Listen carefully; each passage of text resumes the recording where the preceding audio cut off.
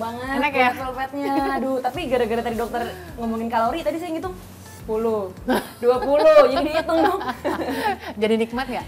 Tetap nikmat Tetap ya? nikmat sih sebenarnya, enak banget. Tapi dok, kalau udah kalorinya tadi berapa ratus ya, saya boleh makannya berapa nih dok berarti untuk sehari nih?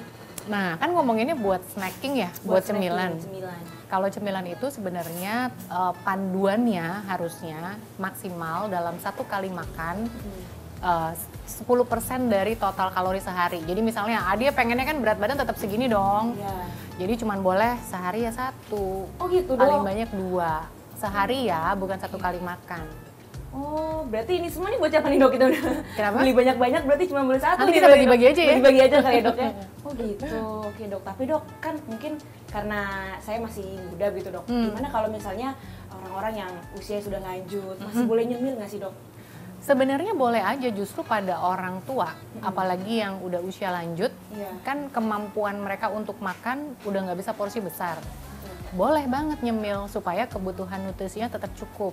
Tapi catatannya misalnya gini, orang tua yang dia punya diabetes dan diabetesnya gula darahnya yang belum terkontrol, ya berarti hindarin makanan yang mayoritas dari gula dan tepung. Oh, berarti amannya nyemilnya apa dong dok? Kalau misalnya Amannya, diabetes? sebenarnya ini masih aman. Ini kan arang-arang isi daging. Ingatlah bahwa kalau misalkan diabetes itu, kalau dia konsumsi karbohidrat bersama dengan protein, respons gula dalam tubuhnya jadi lebih lebih bisa terkontrol dibanding dia hanya makan karbohidrat aja. Misalnya dia makan roti 1, nggak ada isinya. Kan ada yang namanya indeks glikemik makanan tuh. Iya, iya. Jadi kalau dia makannya misalnya dibandingin dengan dia makan kue mangkok aja, nggak ada proteinnya. Kemungkinan besar kalau dia makan kue mangkok aja gula darah bisa naik. Tapi kalau ada proteinnya, peningkatan gula darahnya akan lebih bertahap.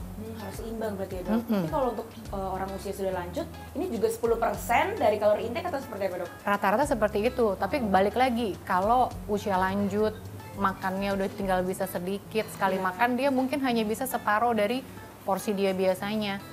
Ya bisa jadi snackingnya lebih banyak daripada makanan utamanya dia gitu. Tapi kita pilih kan memang yang ada nutrisinya buat orang tua.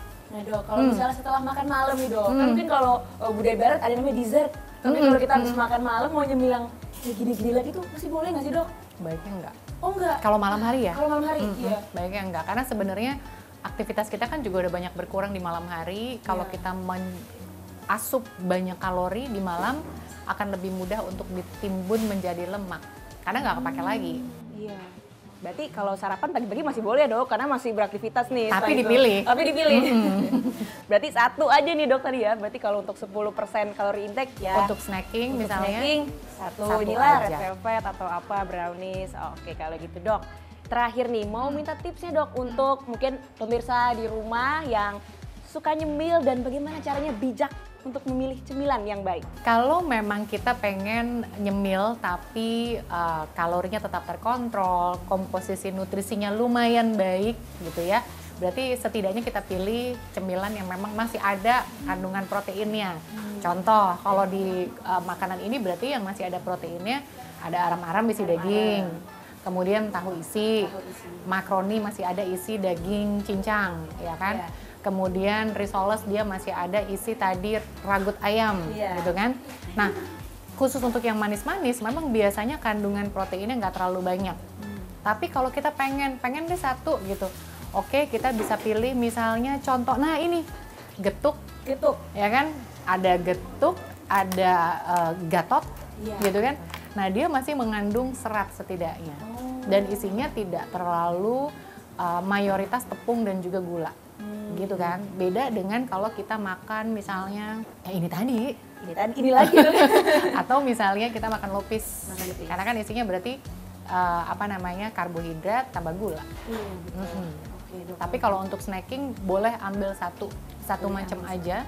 Oke dokter, terima kasih Sama-sama, untuk informasinya Dia. hari ini, sangat bermanfaat. Nanti saya akan mulai diet, tapi kayaknya besok aja dok mulainya ya. Udah terlanjur dibeli sepertinya. Udah ya, Dok. terlanjur ya. Oke dokter, terima Oke, kasih ya sekali sama-sama, lagi, sangat Dia. bermanfaat. Nah pemirsa, itu tadi ada beberapa tips dari dokter Jualita cara untuk nyemil secara bijak.